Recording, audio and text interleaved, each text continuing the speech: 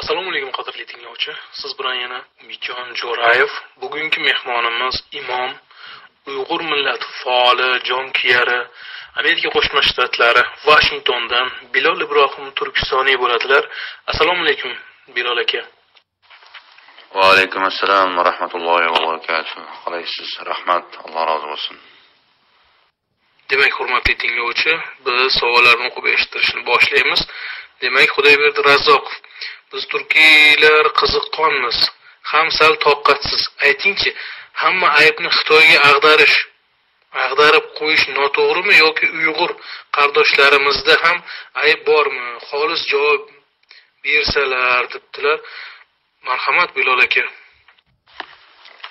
Assalomu alaykum va rahmatullohi va barakatuh.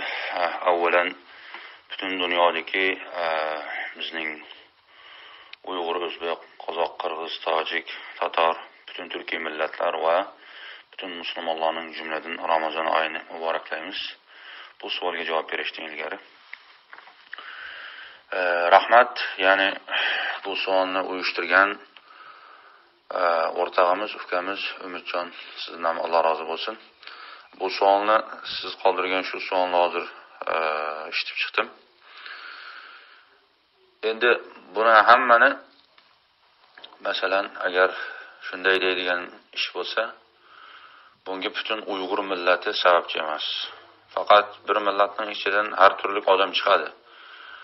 Yaxshi ham bo'ladi, yomon ham bo'ladi, xoin ham bo'ladi, sotqin ham bo'ladi, vatanparvar odamlar ham bo'ladi, vatanga osiy insonlar ham bo'ladi.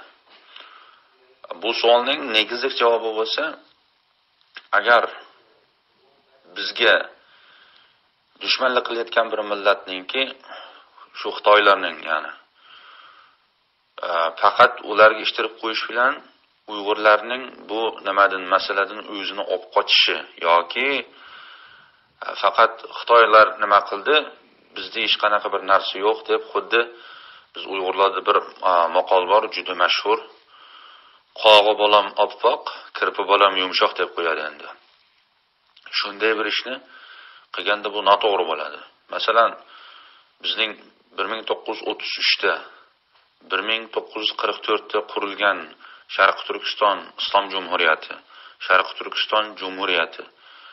Bu davlatlar masalan qurilgan paytda, ya'ni buni ochiq aytamiz, O'rta Osiyo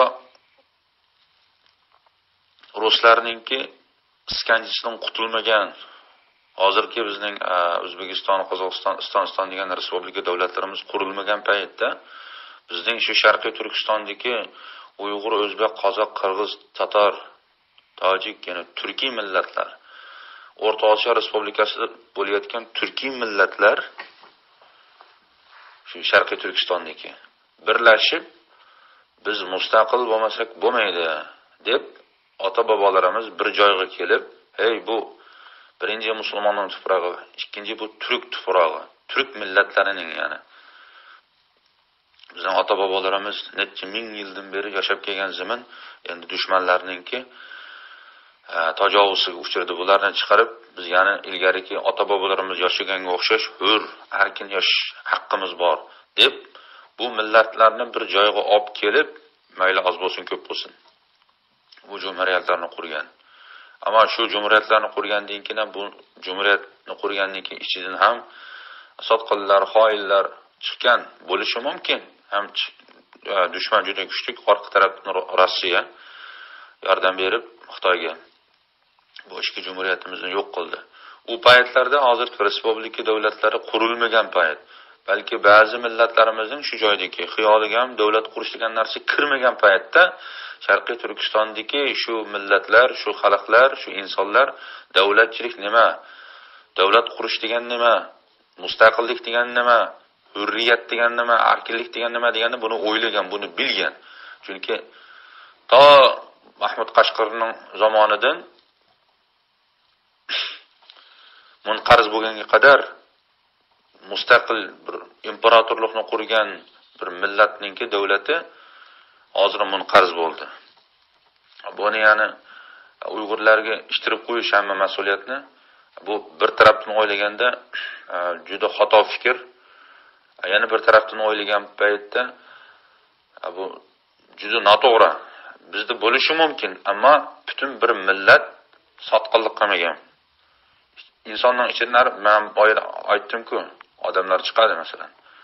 Ammo bu millatning ichini shu Xitoyga sotilgan pul molni o'zining jinidan afzal ko'rgan, vatan millatdan afzal ko'rgan insonlarni Xitoy, Rus sotib olib, shu jumhuriyatlarimizni yiqitishga ish qilgan. Ham hozirga qadar shunday insonlarningki avlodlarini Xitoy sotib olib ish qilyapti. Ham solmoqda. Endi bu mas'uliyatni Uyg'urlarning mas'uliyati yo'qmi deganda faqat bizning kuchimiz ojiz keldi, ammo biz mujohidligimizni to'xtatganimiz yo'q. Qarshi turyapmiz har zamon. Ammo bizga orqamizdan keladigan dastak yo'q, faqat bir Allohdan boshqa. Chunki mening beradigan javobim bu. Agar kam joylari bo'lsa, inshaalloh yana savol tariqasida alhamdulillah chamomning yetishicha, kuchimning yetishicha, imkoniyatim boricha to'liqlayman, Alloh xolasa. Rahmat. Demak, keyingi tinglovchimiz Sarvar Azizov Kamoliddin aka bilan suhbat qachon chiqadi deyaptilar. Kamoliddin aka bilan suhbatimizni biz namoyish qildik, Sarvarbek.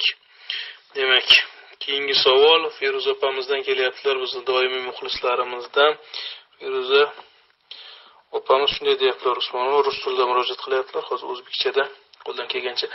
Agar Xitoyning Uyg'ur huquqlari bo'yicha BMTdagi rezolyutsiyasi bo'lsa, avtonomiya qanchalik mustaqil davlat bo'lish imkoniyati bormi deb so'rayaptilar, marhamat aka. Umidjon, men bu savolni tushundim. Shu sizning yana muxlislaridan bittasi bo'lgan Feruza opamizga beradigan javobimiz. Buni men imkoniyatimdan boricha endi o'rtoqlarimizningki, tinglovchilarimizningki tushunish uchun yana o'zbekcha gapirishga tirishaman. Balki mening yana o'zbekcham 100% yani o'zbekchada bo'lmasa ham alhamdulillah 98% o'xshatib gapiraman. Balki bir ikki og'iz gaplarim uyg'urcha chiqib ketishi ham mumkin, ammo farqi yo'q. Bir millatimiz, tushunamiz. Ammo men bu joyda shu yaxshilab tushuntirish uchun endi o'zbek tilida gapirishga inshaalloh harakat qilaman. Bu avtonomiya degan gapni chiqdi endi. Masalan, Xitoy 1949 dan keyin vatanimizni bosgandan keyin Sharqiy Turkistonni 1 yil o'tgandan keyin 1950 da avtonomiya qildi bu Sharqiy Turkistonni. Ya'ni Xitoy tilida buni men Xitoy tilini gapirib, keyin buni o'zbekchaga tarjima qilib tushuntirib qo'yaman.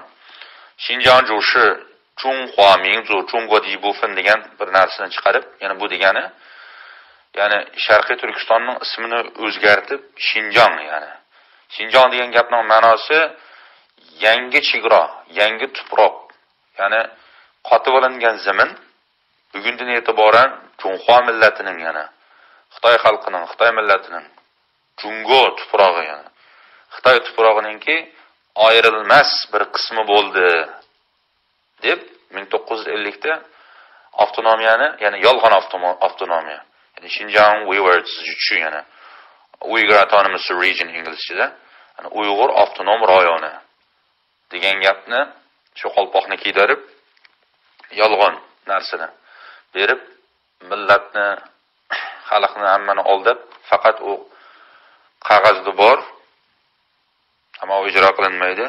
Xohlagan paytda yo'q qiladi, xohlagan paytda o'ldiradi. Masalan, buni avtonomiya talab qilsa, u bu degan savollar juda ko'p bo'lgan. Masalan, Amerikadagi Voice of America bo'lsin va boshqa o'zbek o'rtoqlaridan gaplashganimda ham endi hozir Xitoy juda kuchli, dunyo Xitoydan qo'rqyapti, chunki 2 milliardga yaqin nufusi bor, biz juda ojizmiz, yordam bergimiz bor ammo yordam bera olmaymiz deb, yana yo'q bo'lgan bir bahona sabablarni ko'rsatib, endi Uyg'urlarning mustaqil bo'lmasa ham avtonomiya bersa, shu avtonomiyaga rozi bo'lib yashasa, yana odamlarni qutuldirib qolamiz bu deganda men aytdim. Bizga Xitoy vatanimizni bosib olganda 1949 da kirib, 1950 da shunday hozir men aytgan qonunlarni chiqarib bu rayonni 1,828,418 kvadrat kilometrlik bir Sharqiy Turkistonning tuprog'ini, ya'ni 2 millionga yaqin bir jannat kabi tuproqni bosib olib, buni o'zining territoriyasiga qotib, ismlarini o'zgartirib, ya'ni Xinjiang degan nomni berib, avtonomiya degan narsani yolg'ondan keltirib qildi buni. Biz yana nega avtonomiya talab qilamiz? Avtonomiya talab qilish yo'q. Bu avtonomiya talab qilish degan gap, bir odam sening uyingga kirib, bu uy mening desa, bu uyning nomi, ismi, title, hamma narsa sening qo'lingda turib, sen u odamdan men bu uyda tursam bo'ladimi degan narsani talab qilgandan boshqa narsa emas dedim. Biz o'lsak ham, yo'qolib ketsak ham, nima bo'lsak ham biz avtonomiya degan narsani talab qilmaymiz Xitoydan. Chunki mustaqillik bu narsa berilmaydi. Olasiz buni. Biz jonimiz bilan, qonimiz bilan, molimiz bilan, pulimiz bilan kurash qilib turib, birlashib turib, butkul bizga qarindosh bo'lgan millatlarni birlashib turib, biz birga qarshi turib Xitoyga bu tuproqni olamiz. Chunki bu tuproq ota-bobolarimizdan bizga miros qolgan tuproq bu. Mayli BDT bo'lsin, BDTda avtonomiyani talab qilayotgan mayli kim bo'lsa bo'lsin, biz bunga qarshi. Chunki bizning atrofimizda mustaqilchilar bor. Shuning uchun bu avtonomiya degan narsa hech bir zaman umuman talab qilish mumkin bo'lmaydigan bu narsani talab qilishning o'zi bu 1,828,418 kvadrat kilometrlik zaminga qilingan haqorat, xiyonat, sotqinlik, shu joydagi millatlarga Uyg'ur, O'zbek, Qozoq, Qirg'iz, Tatar, butkul turkiy millatlarning haqqiga qilingan sotqinlik, xoinlik, buni munofiqlik bu.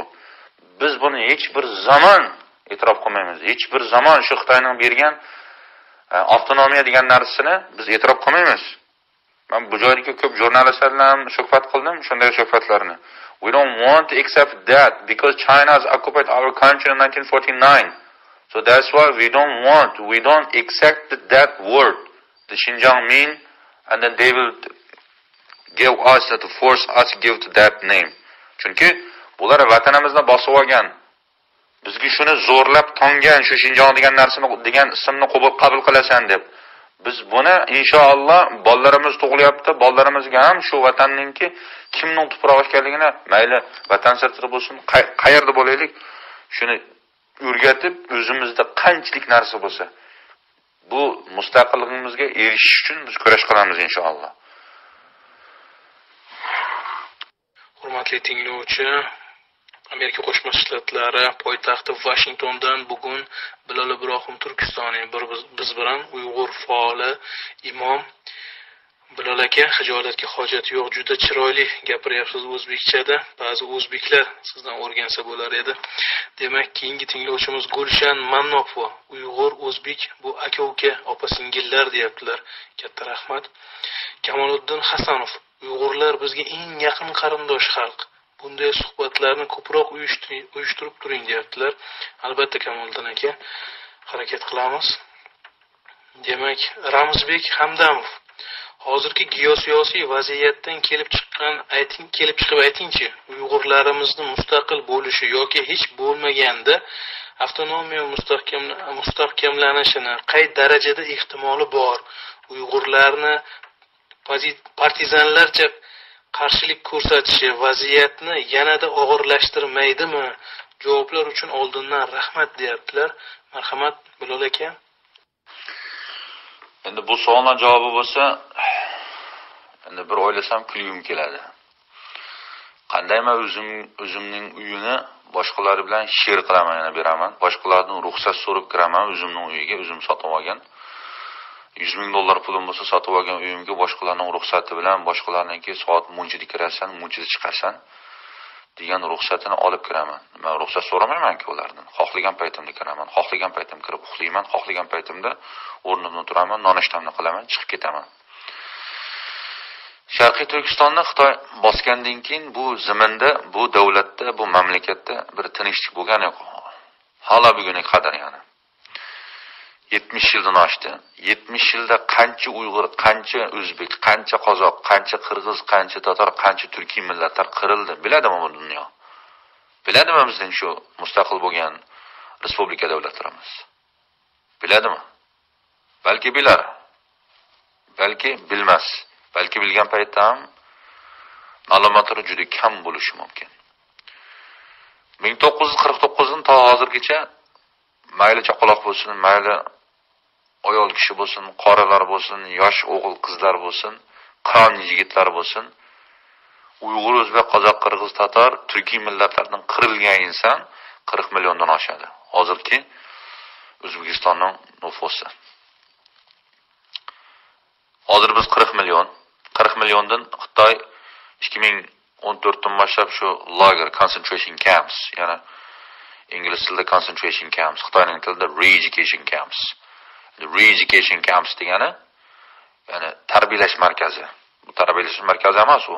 Odamlarni shu joyga tiqib, shu joydagi insonlarningki ich organlarini, yuraklarini, bo'raklarini, o'pkalarini xohlagan payt yurib olib, Xitoyningki vatan sirtiga, ichiga odamlarga almashtirishga haqsiz o'rgan. 6 oy ilgari bitta nimani ko'rdim men. Xitoylar shunday bir nimani chiqargan. Biz 2,5 million Uyg'urning organlarini olib, biz ya'ni biz natija qozondik. Buni talto'kis odamlarimizga va boshqa millatlarga jo'natdik. Hatto Saudiyadan iborat shu joydagi arab munofiqlari 2018 da Xitoyga borganda Saudiyaninki hozirgi Muhammad ibn Salman shu munofiq bu sening o'zingning ichi, biz bu ishga aralashmaymiz. Sen xohlagancha bu Uyg'ur millatini shu joyda yashayotgan, Uyg'urlar bilan birga yashayotgan millatlarni qirib yo'qotsang bo'ladi degan mesajni berdi.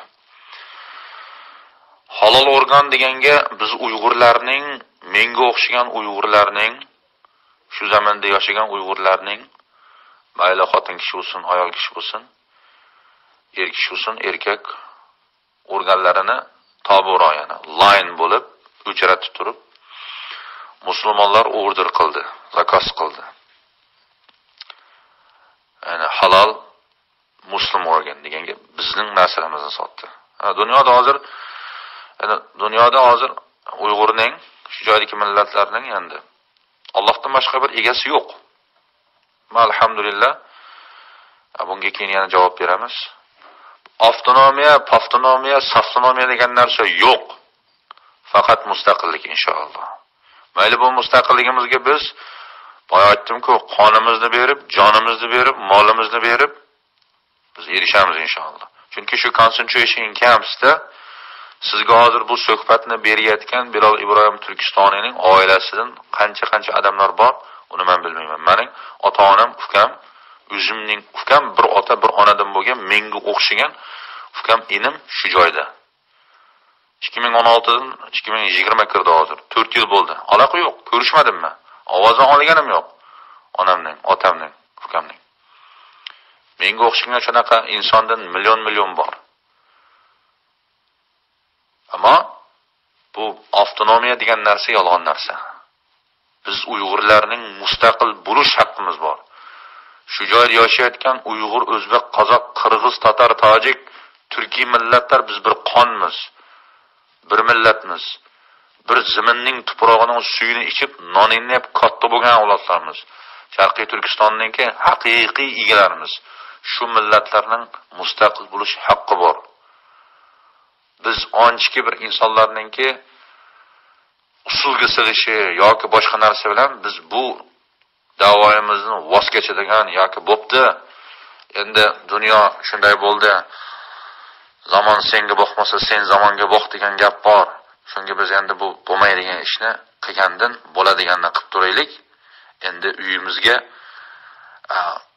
falon vaqt kirasan deb ruxsat bersam, sotib olgan bo'lsak ham endi ojizmiz. Shunday qilib turaylik degan narsani qilmaymiz. Chunki Muhammad sallallohu alayhi va sallamning hadislarida bir insonning moli, ahli, beyti, huquqlari daxl-taruzga uchirganda shunga qarshilik ko'rsatib o'lib ketsa bu inson shahid dedi.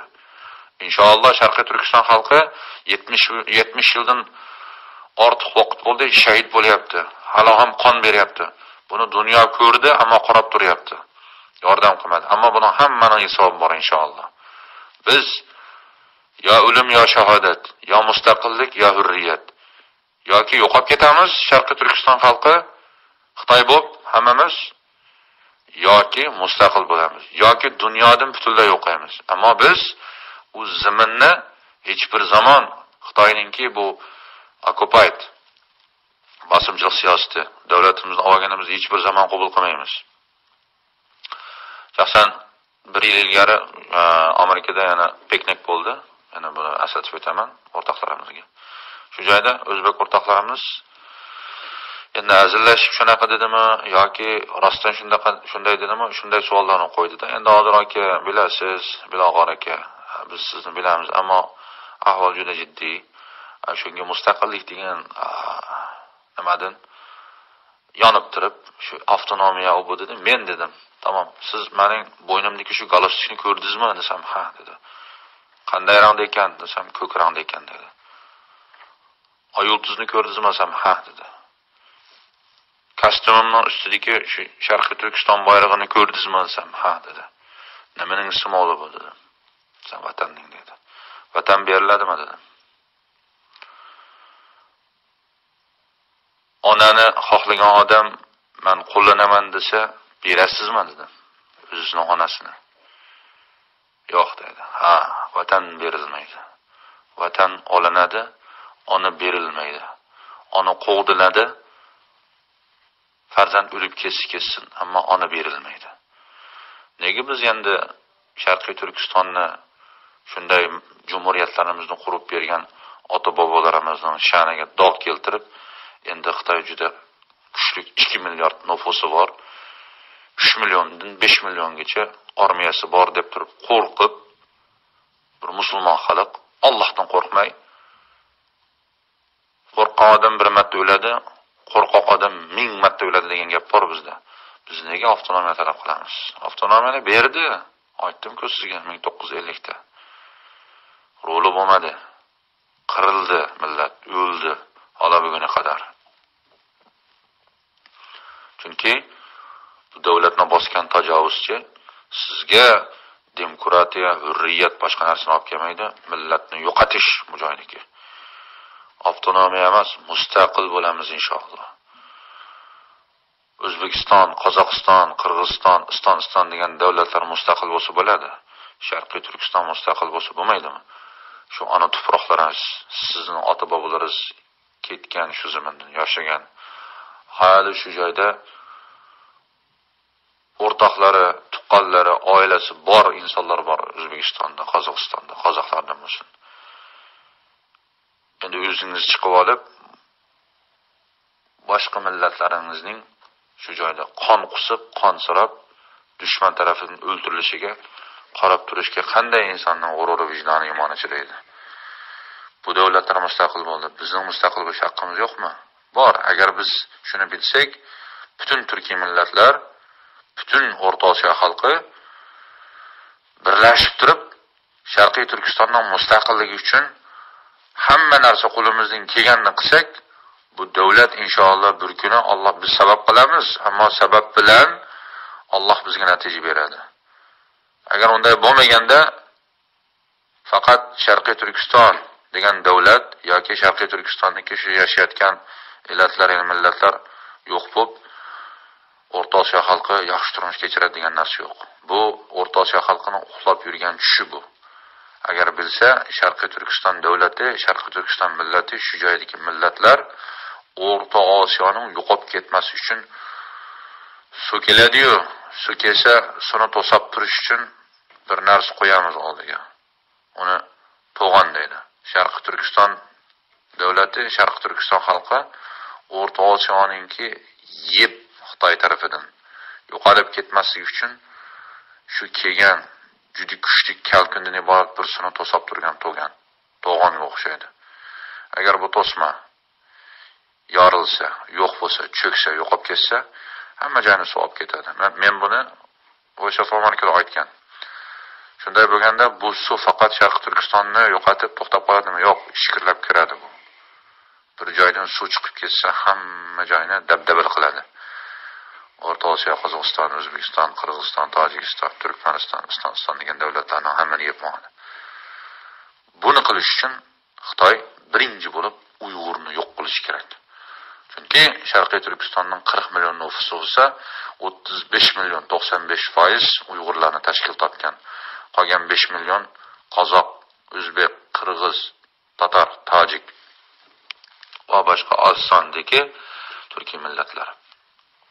Shunday bo'lgani uchun biz dunyo xalqi bizga yordam qilsin, xalqaro yoki boshqa davlatlarga nima darding bor sening desa, bu davlat bizning vatanimiz.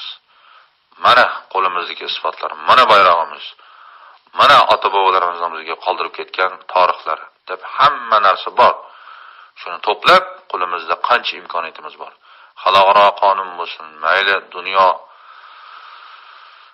kishilik huquq tashkilotlari bo'lsin, dunyo xalqi bo'lsin. Bizning murojaatimiz bu. Xitoy chiqib ketadi, Xitoy zaminni tark etadi. Biz u joyda chegaralarimizni qaytadan sizib, odamlarimizni qo'yib, askarlarimizni qo'yib, biz yana shu burun qanday yashagan bo'lsak, shunday yashaymiz. Faqat bitta taklif. Boshqa narsa yo'q bu joyda. Chunki bizning haqqimiz bu. Boshqalar bizning haqqimizga chon solyapti. Boshqalar bizni nomusimizga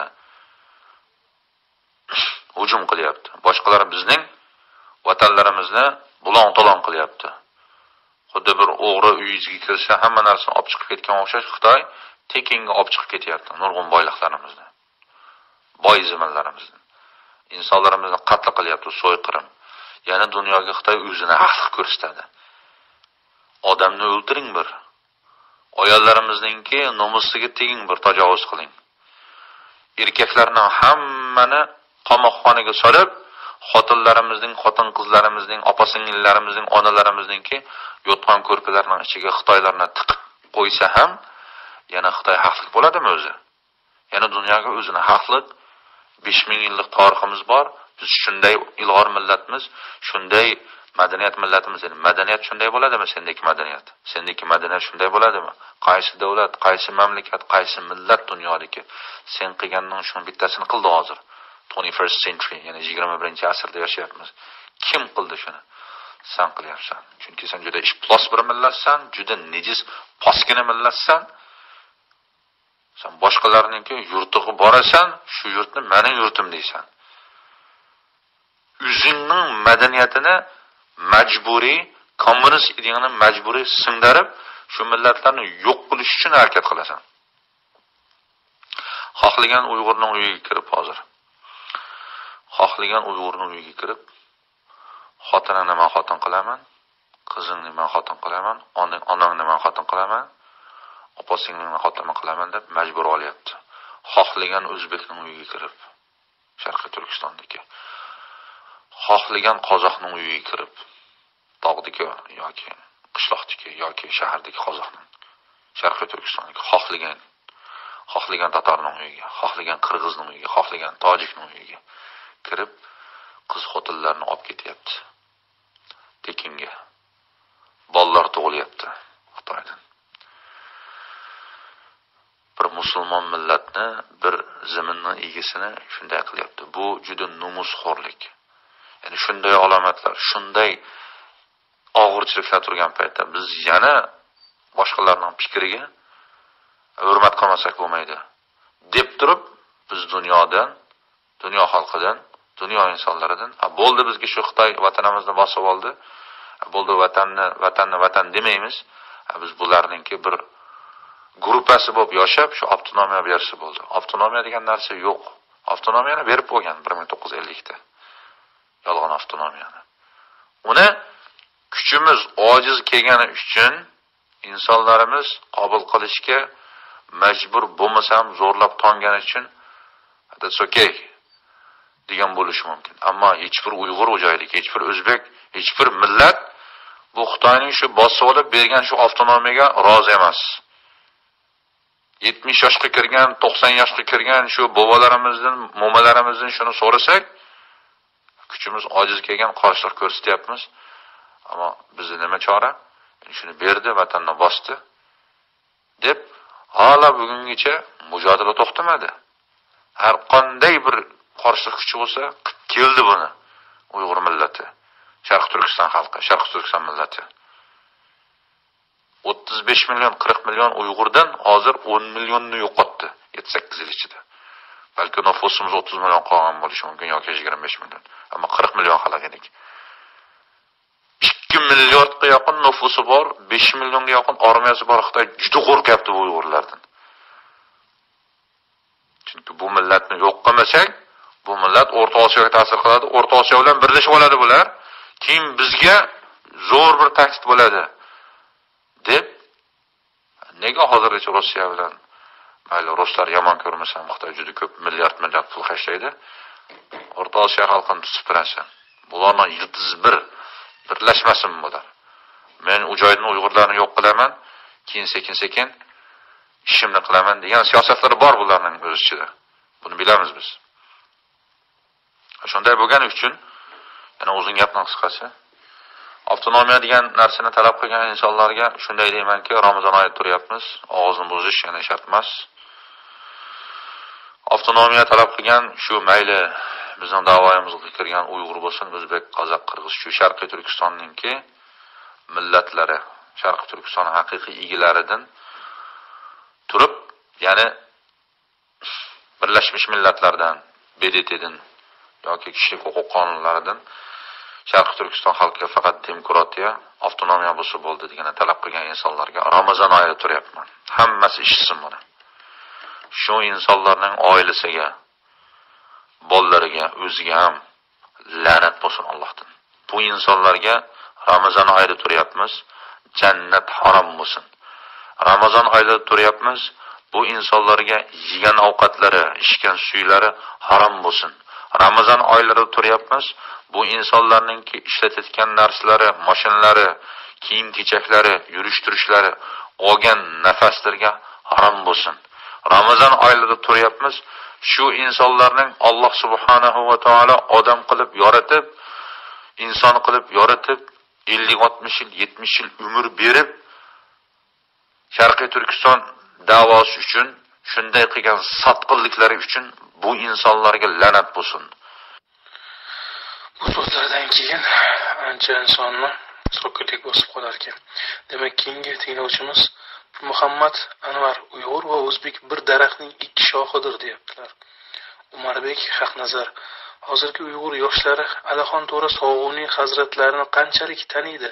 Kattalar, o'rta yoshlilar Alixon To'ra Sog'uniyni taniydimi deb so'rayaptilar. Bilol aka, marhamat. Alixon To'rani taniydimi? Alixon To'rani hamma taniydi. Sharqiy Turkistondagi insonlar hamma taniydi. Tarix o'qigan bo'lsa, bu davlat otasini hammasi taniydi.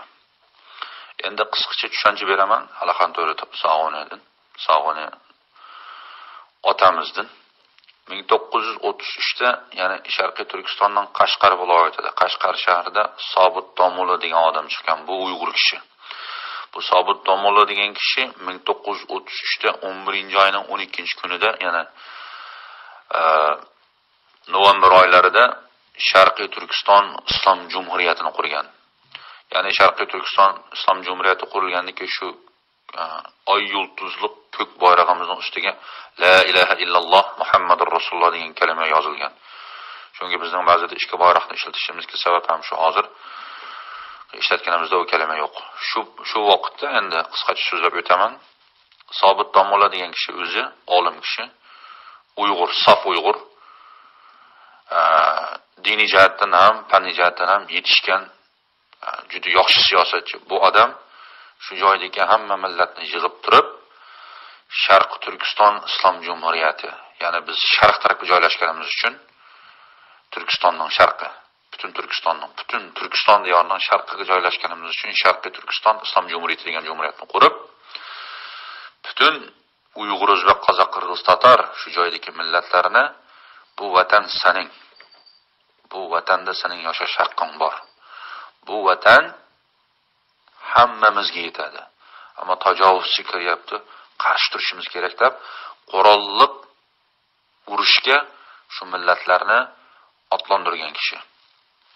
Buni ham yo'qotdi Xitoy keyin 2-3 yilga qolmay, oradan 11 yil o'tgandan keyin 1944 da Alaxon To'ri Sog'uni o'zbek bu kishi. Ya'ni tarixni yoshirib, voy bu Uyg'urti yoki boshqa u degan gapni qilmaymiz bu joyda. Kim to'g'ri ish qilgan bo'lsa, nima millat bo'lgan bo'lsa, buni ochiq aytishimiz kerak. Biz faqat haqning tarafdori. Alaxon To'ri Sog'uni Makka ga borgan, Sharq Turkistonga kirishdan ilgari O'zbekistonda ilm tahsil qilgan shu paytlarda. Keyin bu kishi juda ilmli bo'lgani uchun, siyosatni yaxshi bilgani uchun xalqaro vaziyatni bu inson shu ishlarni biladi masalan. Keyin otliq bu joyga keladi, Sharqiy Turkistonga kelib, bu bir musulmonning tuprog'i. Endi buni kufrlar bosyapti. Shunday bir mamlakat qurilgan. Endi bu joyga kelib, ularga yordam berish, bu joydagi davlatni qayta tiklash bizga farz bo'ldi, farzayn bo'ldi deb shu odam, shu otamiz Alaxon To'ri Sog'uni Alloh rozi bo'lsin, biz shu odamlarning orqasidan ketayotgan insonlarimiz. Sharqiy Turkistonning G'ulji viloyatiga kelib 1944 da 11-oyning 12-kuni, ya'ni noyabr oylaridan o'xshash kunda Sharqiy Turkiston Jumhuriyatini quradi. Sharqiy Turkiston Jumhuriyatini qurib, bizga davlat qurish bergan, davlatni qurish bergan odamlarning bittasi. Chunki buni biz Sharqiy Turkiston xalqi Alaxon To'ri Sog'uni buvamizni, otamizni davlat otisi degan nomni berganmiz. Davlat otisi. O'zi davlatni qurish berib, shu joydagi butun shu millatni xuddi Sobit domollar ilgari 11 yil ilgari jamlaganga o'xshash, xuddi shu insonga o'xshash siyosatni qilib, Uyg'ur, o'zbek, qozoq, qirg'iz, tatar hammani bir joyga olib kelib, chunki ikkalovsi dinda o'qigan odamlar shu paytlarda. Yaxshi tushunadi. Fanni ham dinni ham. Xitoyga qarshi turamiz deb Sharqiy Turkistonningki 70-80% joyning hammani mustaqil qilib, fatih qilib, shimol tomondan, men yashagan joylar shu shimol tomondan, hatto Sharqiy Turkiston janubigacha qilib kelganda Xitoy Rossiyadan yana yordam talab qiladi. Rossiyadan yordam talab qilib, Rusningki bergan qurollari bilan bizga qarshtirib, bu davlatimizni ham yo'q qiladi. Keyin Alaxon To'ri Sog'uni Nurus olib ketadi. Uzr, telefon kelib qolib, gapimning oxiri uzilib qoldi. Alaxon To'ri Sog'unini olib ketgandan keyin bu davlat cho'kadi. Ham bizning bu davlatimiz cho'kkandan keyin Xitoy yana odamlarni olib kirib, armiyalarni olib kirib, qoldiq kuchlar Alaxon To'ri Sog'unidan keyin yana 5-6 yilgacha davom qiladi Xitoylar bilan urush qilib. Endi qurol bo'lgani uchun, oddiy qurollar, ya'ni Xitoy armiyasiga qarshi nima qiladi, ammo 5-6 yil hukm surgandan keyin to 49 rasmiy yo'qotib qilgandan keyin bu viloyat inqilobi deb qo'yadi nimada. Ammo bu viloyat inqilobi emas. Endi Sharqiy Turkiston mujodala harakati, Sharqiy Turkiston hurriyat harakati, Sharqiy Turkiston yana davlat qurish urushi. Buni Xitoy talto'kis yo'qotgandan keyin 49dan keyin rasmiy tank va bronaklar bilan kirishga boshlab, davlat nima qiladi? Occupy, ya'ni davlatni kontrol qilib qo'lga oladi. Shu paytda shu davlatlarimizni qurishga, ikkinchi jumhuriyatimizni qurishga Alaxon To'ri Sog'uni otamizdanki juda ko'p qontar singan, juda ko'p ajri bor. Hatto Alaxon To'ri Sog'uni shu davlatni qurish berib, Ahmadjon Qosimi degan buvamizning shu paytda 23 yosh. O'zi bu insondan 20 yosh, ya'ni katta endi shu paytda. 40 dan oshgan paytlar bo'lishi mumkin. Siz bu joyda yashagansiz, siz bu joyning yerlik odami Ahmadjon Qosim afandi. Siz prezident bo'ling. Men sizning yoningizda bosh maslahatchi bo'lib, sizga maslahat, ya'ni advisor deydi buni inglizcha. Maslahatchi bo'lib, bu Sharqiy Turkiston mustaqillik harakatini, bu davlatni qutuldirish nimasiga men yo'l ko'rishdaman, boshqa maslahatchilar bilan birlashib turib deb, boshqa yana 10 boshqa millatdan Uyg'urlar ko'proq endi. Alaxon To'ri Sog'uni yana boshqa qozoq, qirg'iz, bu degan millatlarni yig'ib turib, shu Ahmadjon Qosim yana Uyg'ur. Shu odamni prezident qilib turib, biz sizga yordam qilamiz deb shunday yaxshi maslahatlarni berib shu ishni qilgan. Qarang, bu insondagi ilm, bu insondagi safa, bu insondagi qalbning pokligi, bu insondagi kamtarlik, bu insondagi shunaqangi bir yaxshi mijoz xuluq.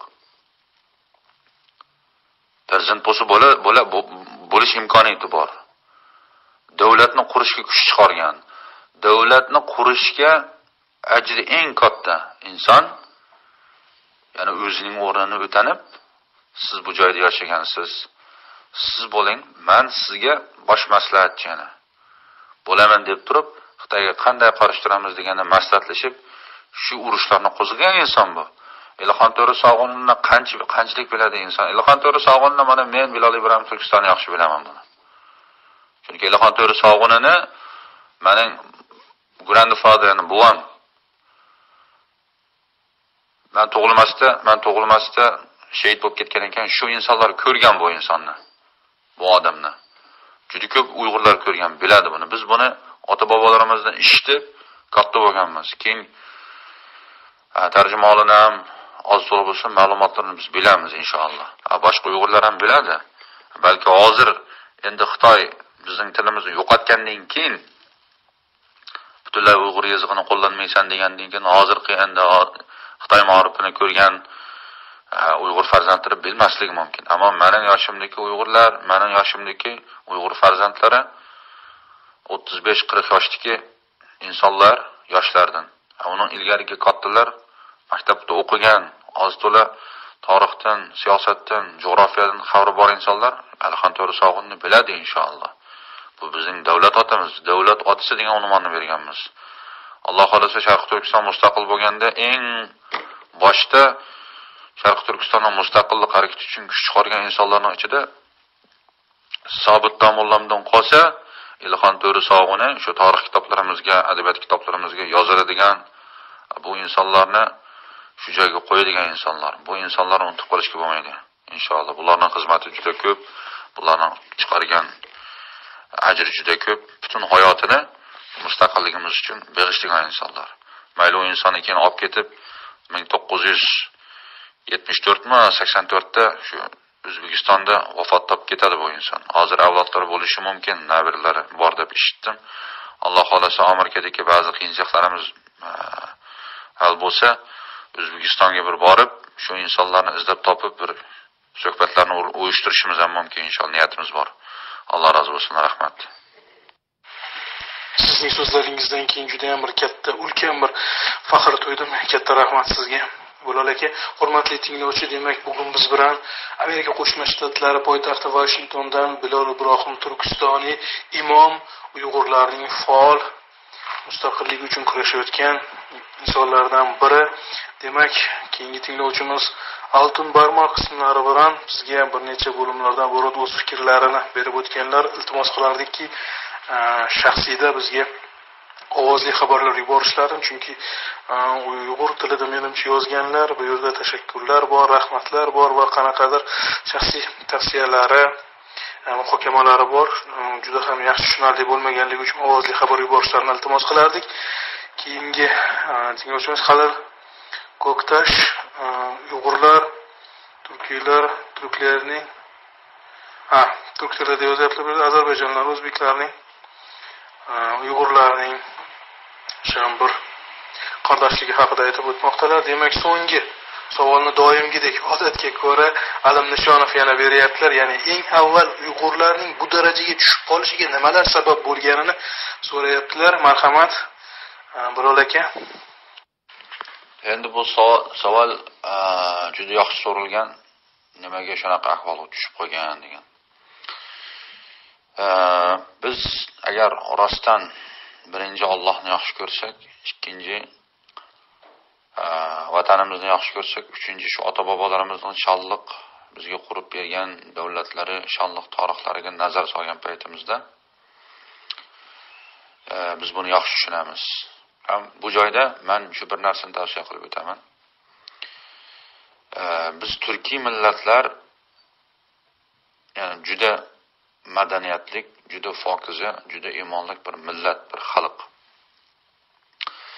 Sharqiy Turkistondagi bu Uyg'urlarning, ya'ni shu joydagi millatlarning hozir shu kunga shu namaga tushib qolishiga sabab, chunki bizga shu paytda biz mujodala qilganda orqamizdan keladigan hamdamchi qo'shin, orqamizdan bizga backup, ya'ni support ega chiqadigan odamlarniki ko'p chiqmasligi, yordamni uzib qo'yishi va yoki bu davlatchilikdan iborat bir narsani tushunmaganlikdan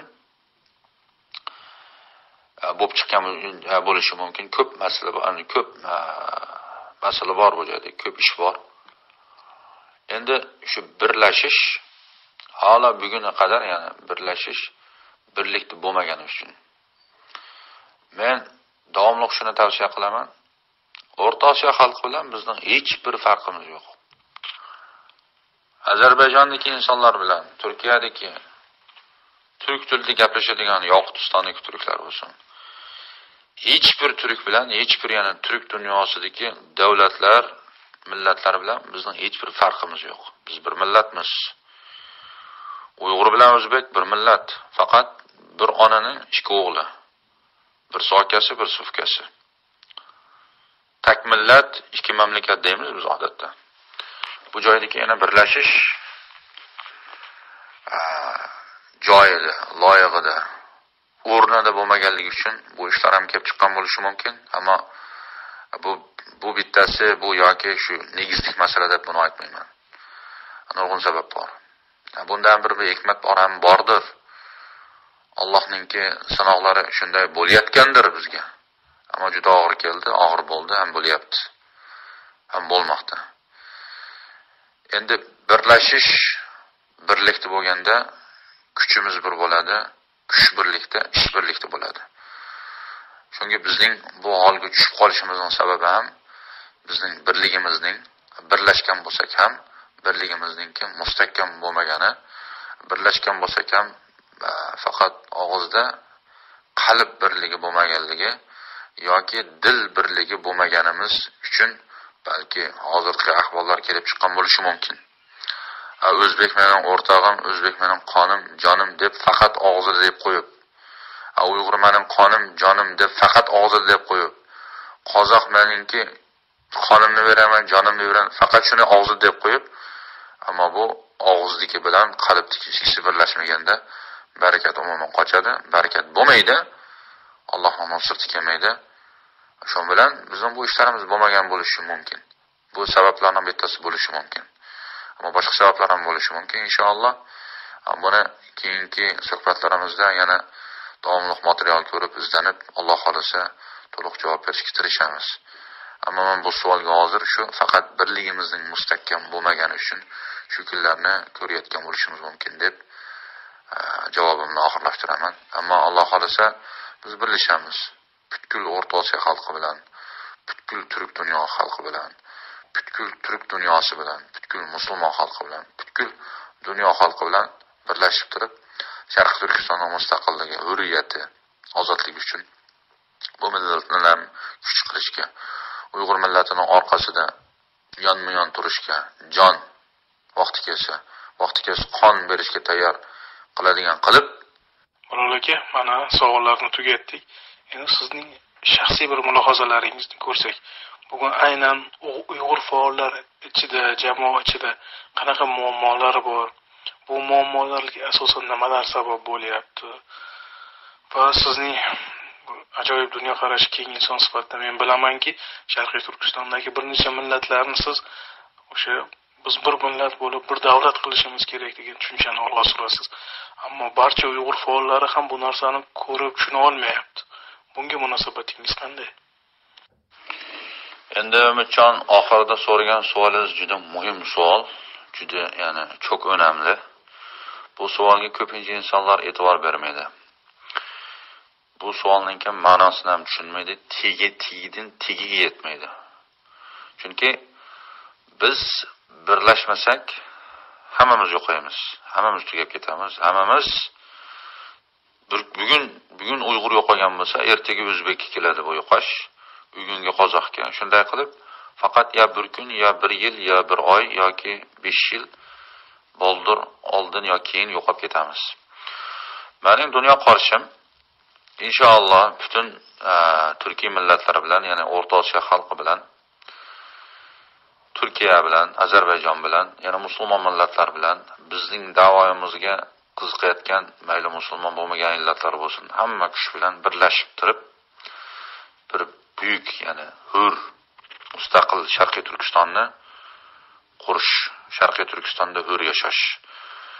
Sharqiy Turkistonga O'zbekistondan o'zbeklarimiz kelib yerlashsin, Qozog'istondan qozoqlar kelsin, kim kelsa bizning 70 moddalik qonun tuzumimiz bor, Sharqiy Turkiston dasturi. Butun dunyodagi qanday turk o'zini turk deb isbotlaydigan millat, mayli davlatning sirtida tug'ilgan bo'lsin, bizning konsullarimizdan Sharqiy Turkiston konsuliga iltimos qilib pasport olish, yeşil karta olish, resident, ya'ni iqomat olish, shu joyga borib yashash, vizasiz yana. Faqat turk kimligi. O'zbek turki, qozoq turki degan narsa kimlik bilan kirib vizasiz. Uy sotib olish, yashash, shu joydagi Uyg'ur qizlari bilan, shu joydagi qozoq, o'zbek qizlari bilan to'ylashish, hamma imkoniyatni, imtiyozni biz qanday ko'rgan bo'lsa shunday ko'rish huquqi bor deb belgilangan 70 moddalik asosiy qonunimizda. Shunday bo'lgani uchun endi buni tushungan yoki tushunayotgan insonlar ko'p bo'lishi ham mumkin, yoki bo'lmasligi mumkin, yoki mendek tushunmasligi mumkin, yoki bizning fikrimizni bir noto'g'ri degan insonlar ham bo'lishi mumkin, Uyg'urlarning ichida ham. Shunga mening shaxsiy fikrim, biz birlashsak butun O'rta Osiyo xalqi bilan. Chunki O'rta Osiyoning hamma tomonga borsiz, Qirg'izistonda ham Qirg'iziston davlati degan bilan Qirg'izistonda qirg'iz, qozoq, o'zbek, uyg'ur hamma millat bor ekan. Qozog'istonda 100 necha millat bor ekan. Qozog'istonda ham Turkiston degan bir shahar bor. Turkiston degan shaharning o'zida millionta o'zbek bor ekan. 2-3 million uyg'ur bor u joyda yashayotgan. Qozoq bor, qirg'iz bor, hamma millat bor. O'zbekistonda ham uyg'urlar bor ekan. Pasportlariga ham, kimliklariga ham uyg'ur deb yozib qo'yar ekan. Qozoqlar bor ekan yashayotgan.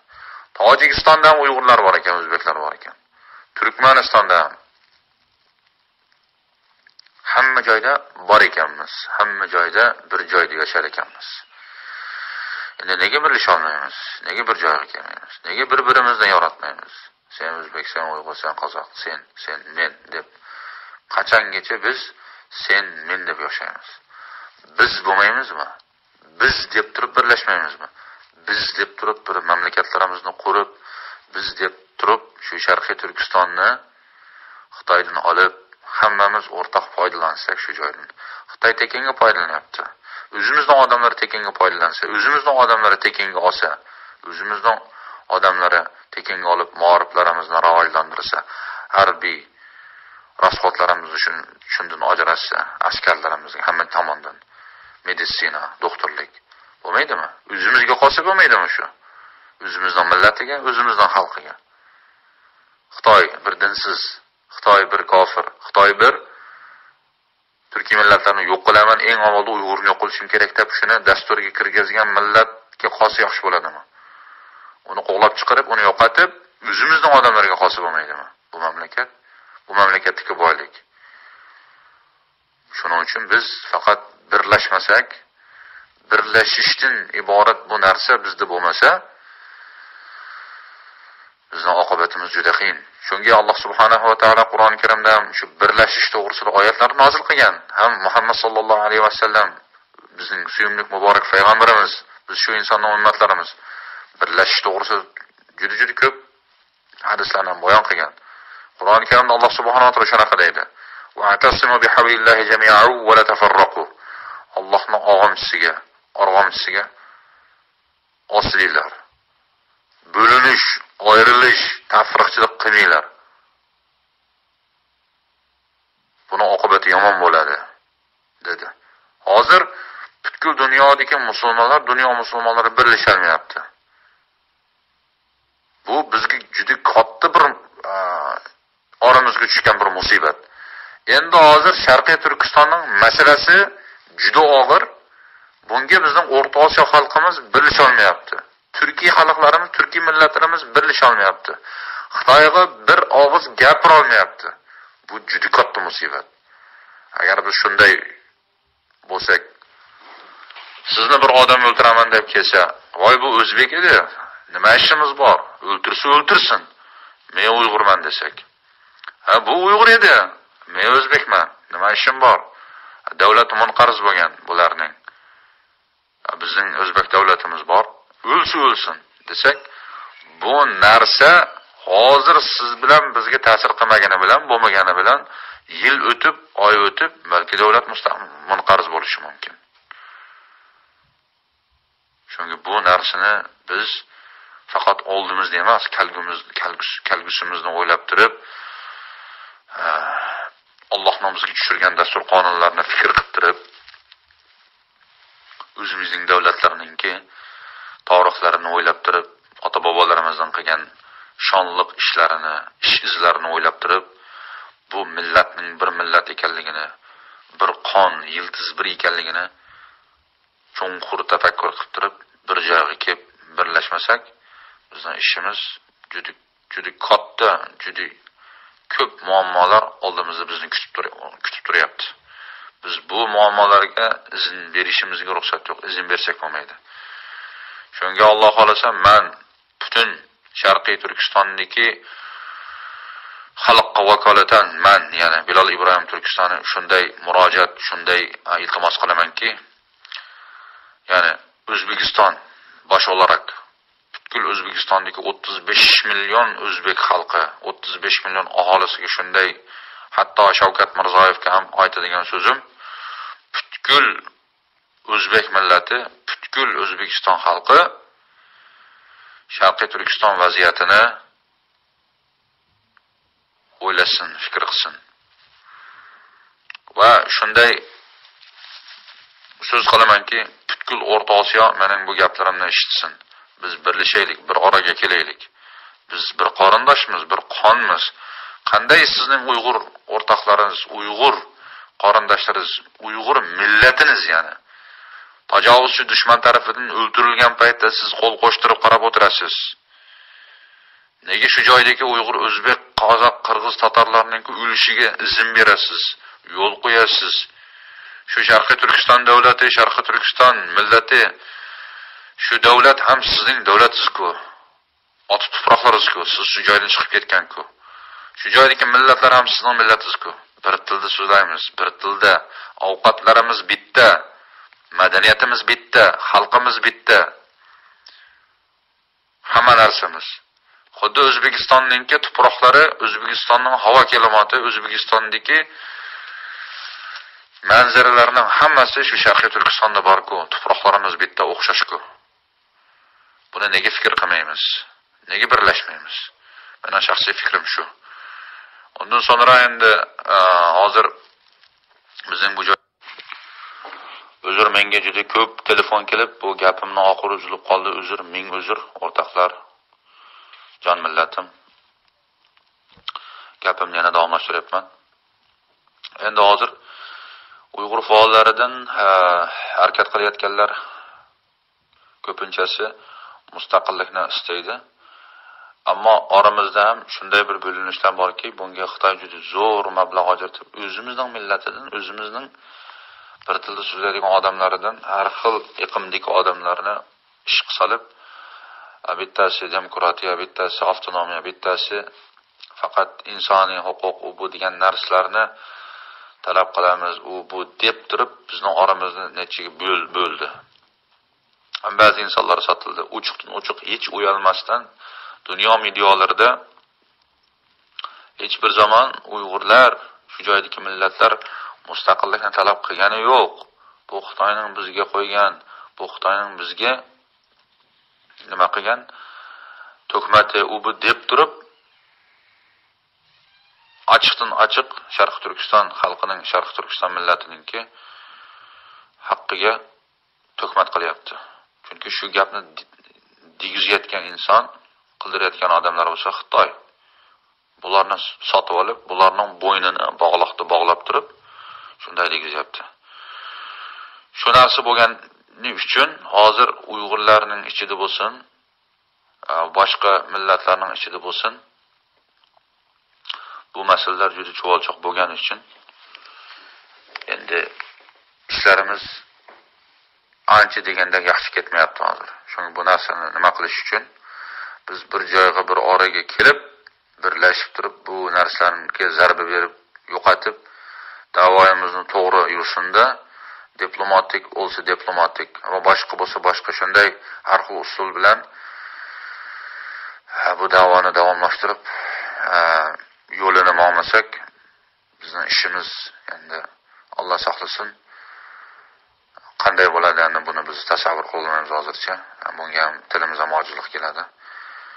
Endi oxirida bu birlashishninki Alloh tomonidan bizga rahmat. Shu Ramazon oylarida to'yapmiz. Shu Ramazonning xosiyati bilan birlashishni bizga ato qilishini so'raymiz.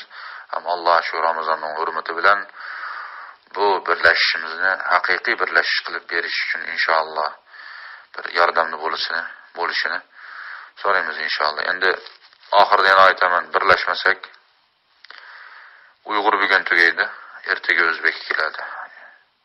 Indinga, qozoqqa, qirg'izga shunday qilib yo'qolib ketamiz. Bu faqat mening shaxsiy fikrim.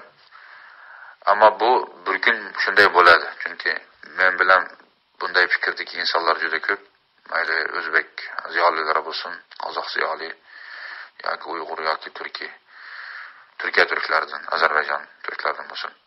Chunki hammasininki o'zguch muammosi bor. Chunki Turkiyaning Qibros masalasi bor. Ozarbayjonning ularningki armanlar bilan ozgina muammosi bor. Hali hozirgacha bir Baku tomondagi shu ziminlarni nima qilib odamlar o'lyapti. O'rta Osiyoning ham o'zguchlik muammosi bor. Sharqiy Turkistonning davlat muammosi bor. Shunga biz bir oraga kelib birlashganda bu muammoning hammasi bitta-bittadan tugaydi. Biz buni temizlab, yana pokizlab qilolaymiz. Ammo biz birlashmay turib bu ishlar ro'yobga chiqishi, bu ishlarning yana bo'lishi juda qiyin masala. Endi birlashish bo'lganda ham haqiqiy birlashish, qalb birligi, dil birligi, gap birligi, so'z birligi bo'lganda Alloh xolisa u birligimizga Alloh sherik bo'ladi, Alloh xolisa. Mening beradigan javobim, fikrim, so'zim bu. Rahmat, Alloh rozi bo'lsin. Yana bitta gap, Umidjon, Alloh rozi bo'lsin sizdan uka. Yana o'zbek o'rtoqlarimizning, o'zbek opa-singillarimizning, aka-ukalarimizning, otaxonlarimizning, onaxonlarimizning, amakalarimizning qanday savoli bo'lsa qo'ysin. Inshaalloh biz javob beramiz imkoniyatimiz boricha. Endi buni to'g'ri, to'liq ma'lumot berishga tirishamiz. Agar savol bo'lmasa hozircha suhbatimiz ham 1 soat bo'lib qoldi menimcha.